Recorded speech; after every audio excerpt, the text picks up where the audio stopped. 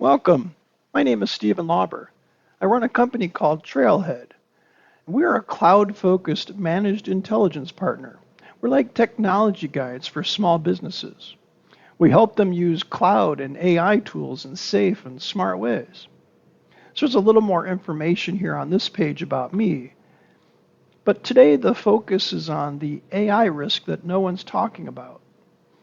But before we dive into that, I want to frame this with a quick perspective on AI. One of the purposes of doing this presentation today is for me to give you some really easy things that you can take back to your office and execute, things that you can actually do on your own with AI. I'm going to show you some things that can help your organization improve speed, accuracy, and efficiency. I'm going to show you how you can use AI to your advantage and experience firsthand the amount of impact this can have when it's done right. So how can you take advantage of AI in your workplace? Let me show you a super simple, efficient way that you can do this. I want you to imagine that you have a file. It's a simple export. You went into your QuickBooks and exported the transaction detail report over the last 90 days. Now imagine if you could take that information and use it to go through and figure out your cash flow. Let's walk through how you could do it. Cash flow projections can be a lot of work. So I'm going to walk you through this process of taking a cash flow document in Excel, just that simple export out of QuickBooks, and then we're going to take that to Copilot and go through and predict where your risk is at in that cash flow. This is going to show you where the spots are that are concerning, but also we're going to format that data in a way that's understandable and usable. So the first thing we could do is go inside a Copilot and open that file. So here I am. I've opened up Copilot. I've got that file open, and now I can ask it some quick questions. For instance, I could say, hey, can you summarize the monthly net cash flow trends in this document for me? You'll type that in, and you'll hit enter. And then there you go. It has everything summarized for you right there and ready to go. It'll show you what your cash flow looks like, and it'll do more than your CFO could probably do in 4 hours of time, just with a simple prompt. And then we can say, hey, based on this 3 months cash flow forecast, can you give me the next 6 months using a simple linear regression model? I mean, imagine doing that. How much time would it take you to put together a simple linear regression model? And there it is. Or let's maybe write a paragraph summarizing the cash flow risk, and I can share this with my executive team so I can explain to them what's going on. These are all things that you can do just by going through and pulling out some simple export from your QuickBooks file. So then finally, let's go ahead and add a column calculating the cash flow risk score for each month based on variability, negative cash flow, and trend volatility. All you have to do is put in the prompt, and a few seconds later, you'll have that data set. And here we download that file, and there it is. Think about how much time this can save you right now. I mean, that's pretty powerful stuff. In just a few minutes, we went through 3 major things that you can do with just the last 90 days worth of data. Pretty cool, isn't it? You can even do this in ChatGPT. So let's go over to ChatGPT and open that up, and then we'll just copy this data and paste it right into the prompt. And we're going to ask those same questions. And it's going to go through and analyze the data and give us some information.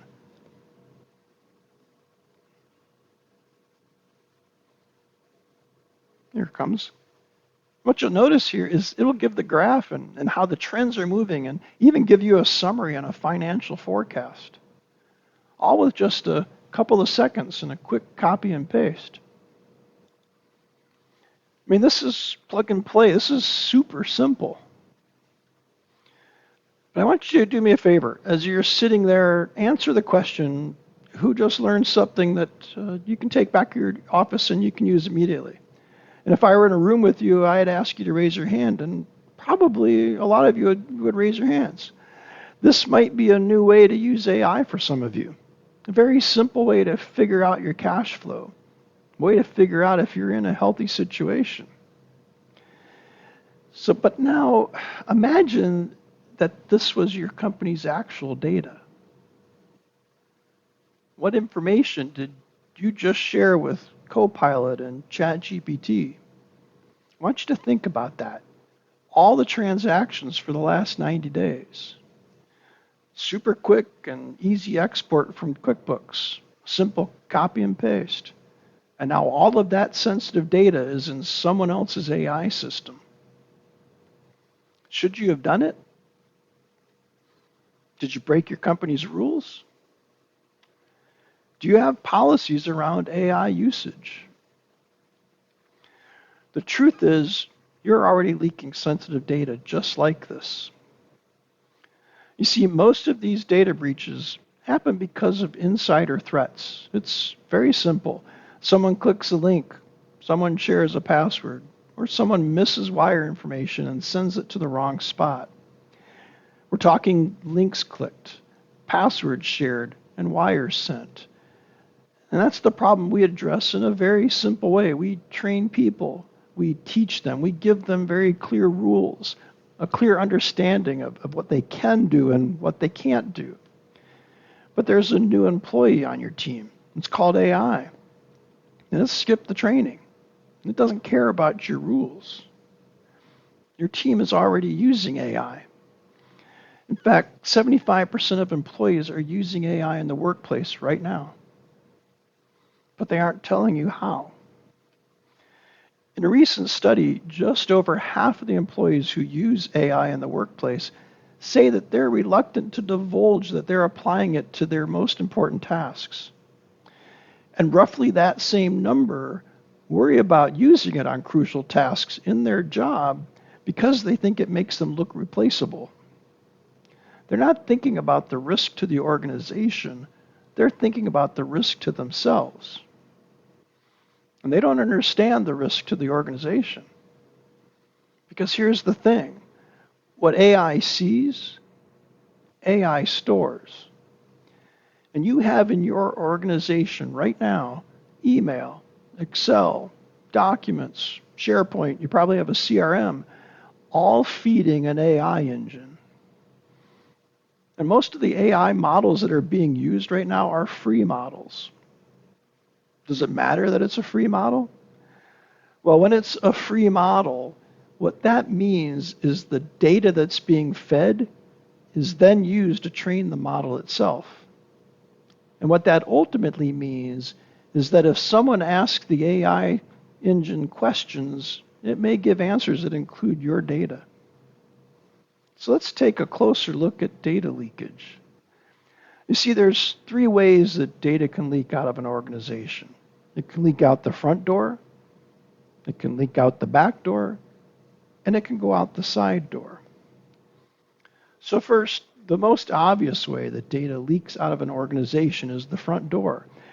This is where employees feed AI systems your sensitive data. We're talking personal data, financial information, maybe intellectual property, and credentials and communications.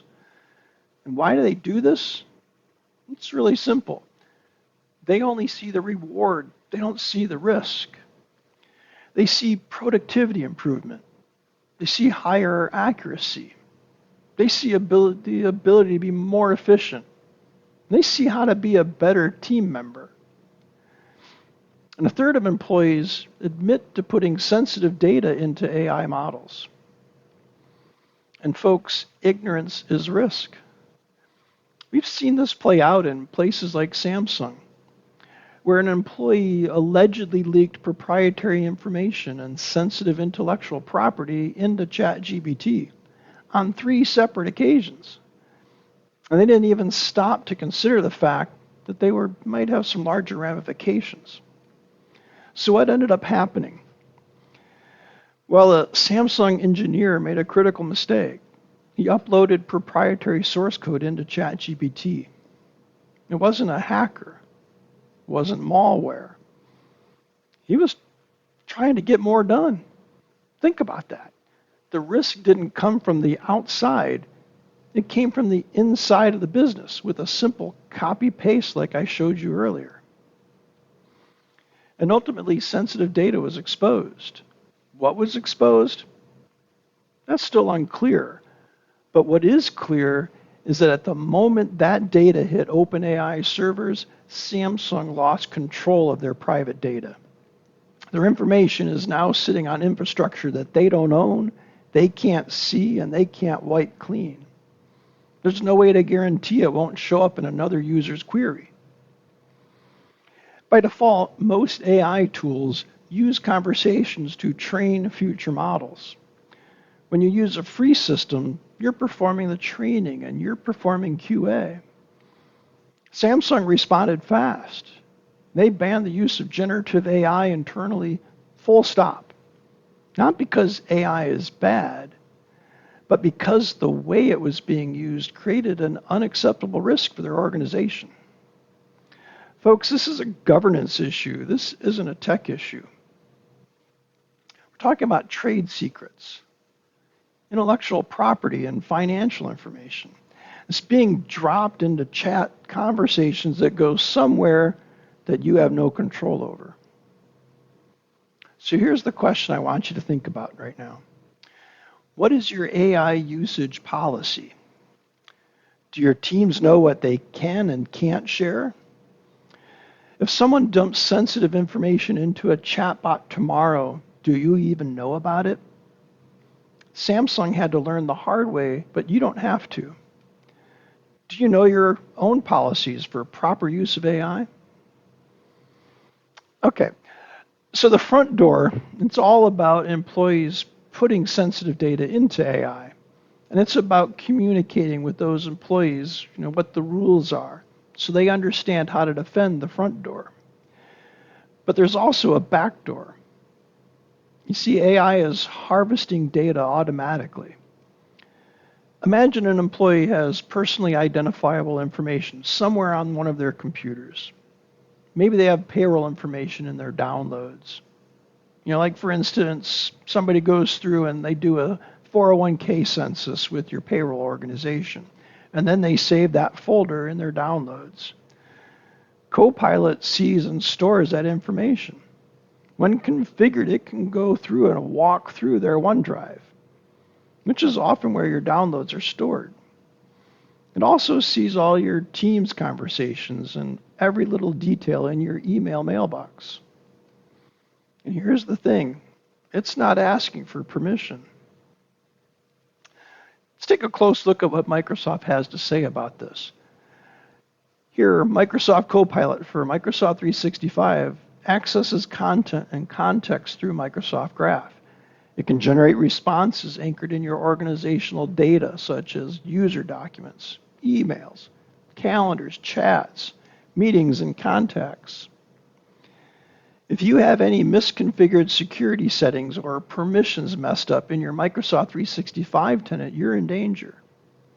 I'm talking about data that isn't properly categorized, or maybe you've gone through and you've set up data loss prevention, but you haven't gone through and configured it properly yet.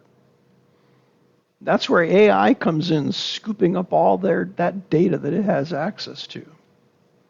This makes improper data storage a huge risk for your organization. A question for you to think about as you're thinking about the back door of your company. Do you currently categorize sensitive data in your company? Maybe financial documents or payroll information. Are those documents tagged as sensitive? If not, Copilot can see them and use them as context when responding to somebody's prompt inside of your company. Or even, give that information out if it's prompted in the right way.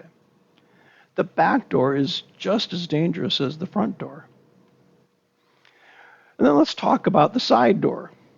The side door is where all of the AI plugins and integrations come into play.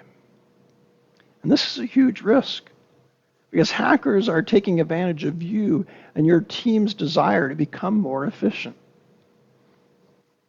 They're embedding malware into AI applications.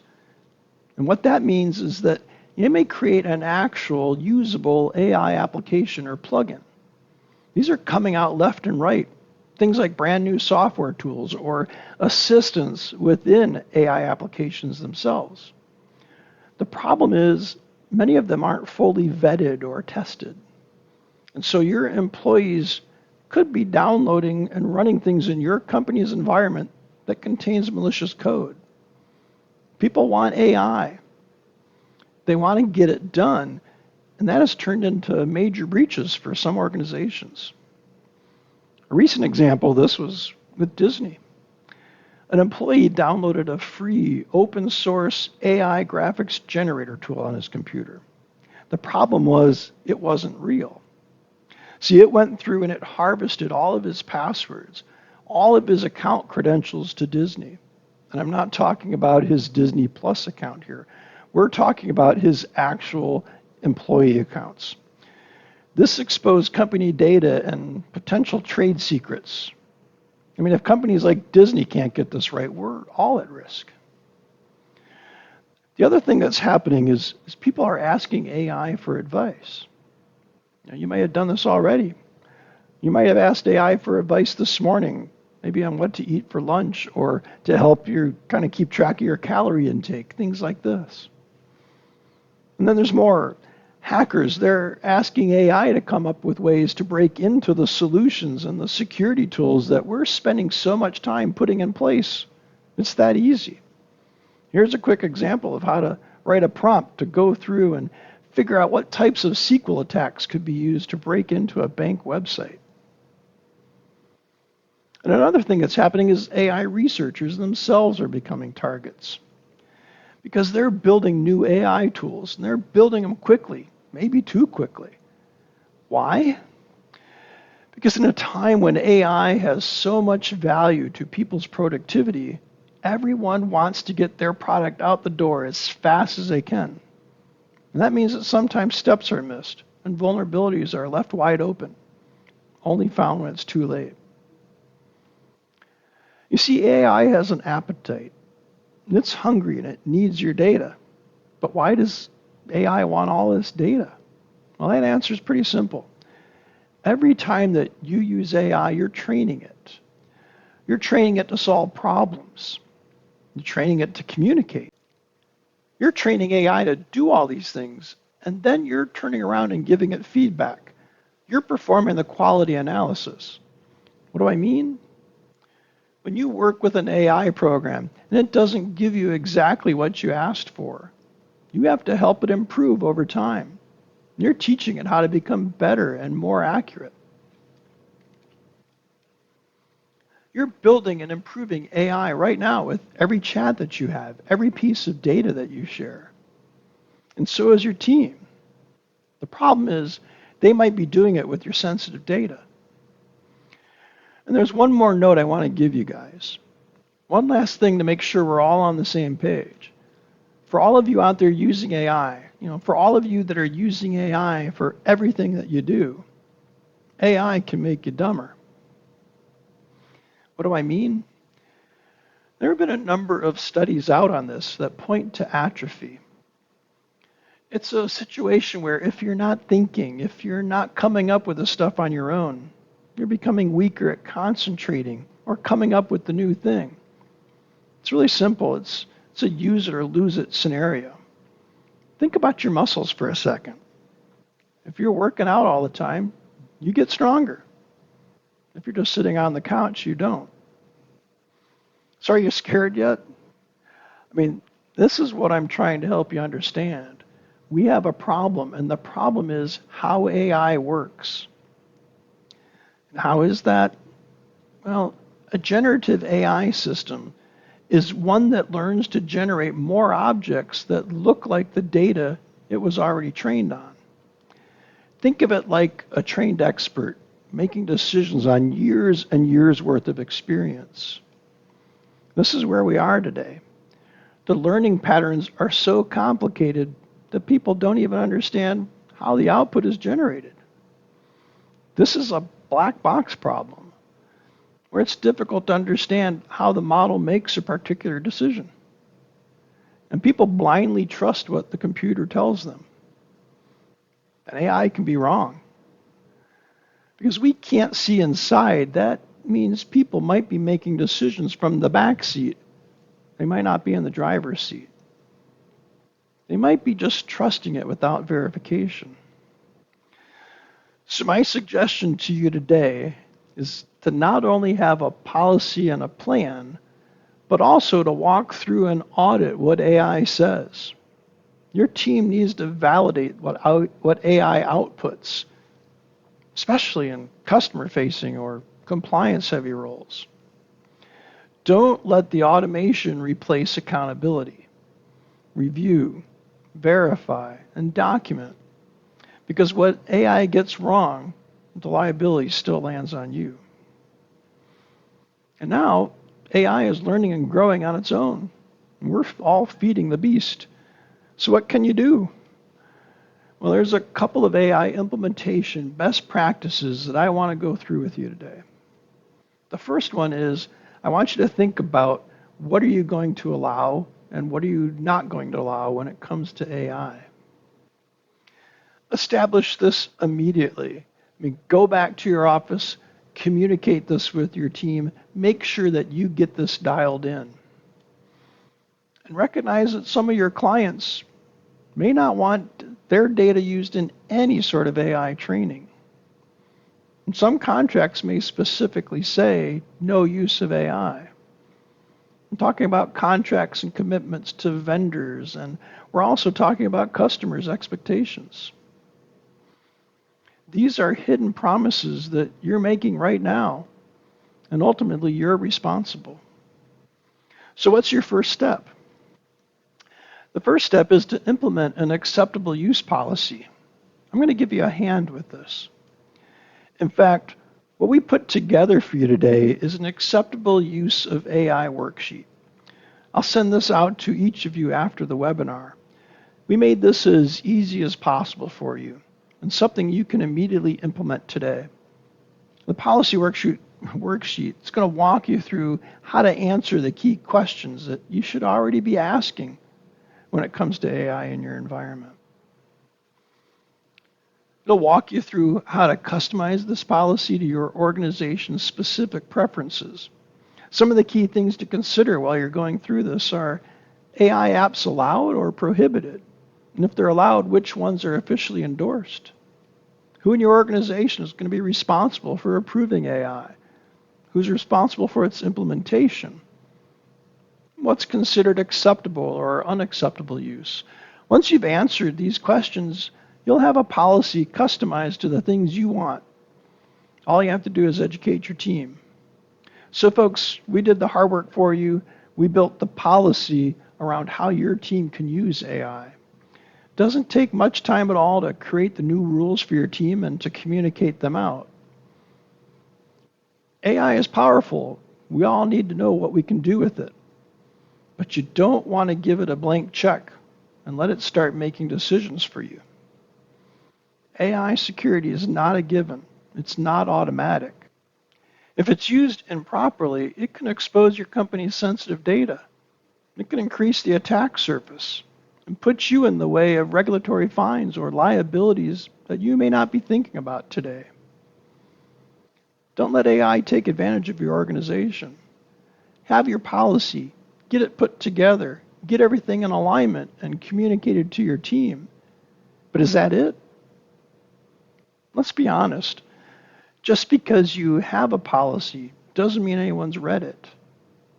Even if they've read it, doesn't mean they understand it, much less follow it. This is one of the most common disconnects we see in businesses. Intent without execution creates exposure. Think back.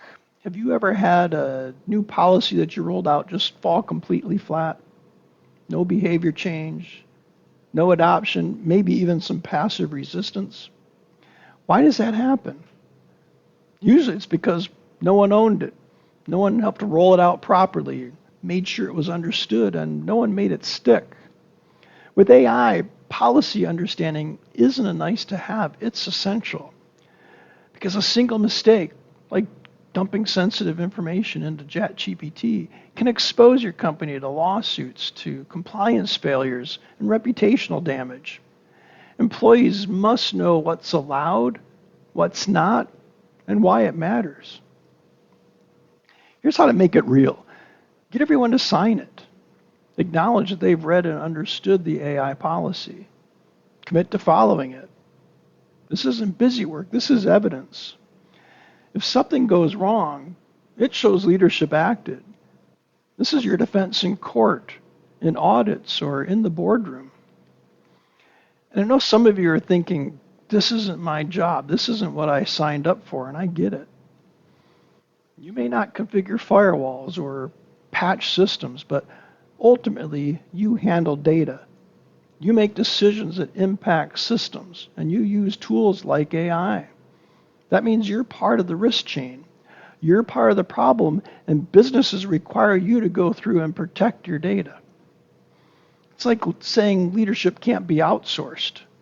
It's something you have to do inside of your organization. I know, you might be thinking that you don't have time for this right now, but you will make time eventually. Ultimately, you need a plan in place to avoid a liability, breaches, and potential non-compliance. And we can help with that. So what are the next steps that you can go through? I'm going to give you a couple of steps. First, you can get an analysis of your data. Find out how well your team is doing when it comes to protecting sensitive information. We can go through and provide an analysis of your environment. We'll do a free cyber risk assessment. You can help figure out how you're doing when it comes to things like cyber hygiene. We'll go through and we'll analyze your security. Then we'll meet with you and review the results. Give you some simple steps that you can take to protect yourself and your data from AI. You'll all get a free assessment as a thank you for attending this webinar, so I'll have a QR code at the end. The key here is to be proactive and secure your environment and reduce your liability. You're probably thinking, what's the catch? And there is no catch. See, I've seen the type of devastation that insider threats can have on organizations like yours. I want to make sure you're preparing for it and you understand where you have opportunities to improve. Then the second thing you can do is check out our AI launch program.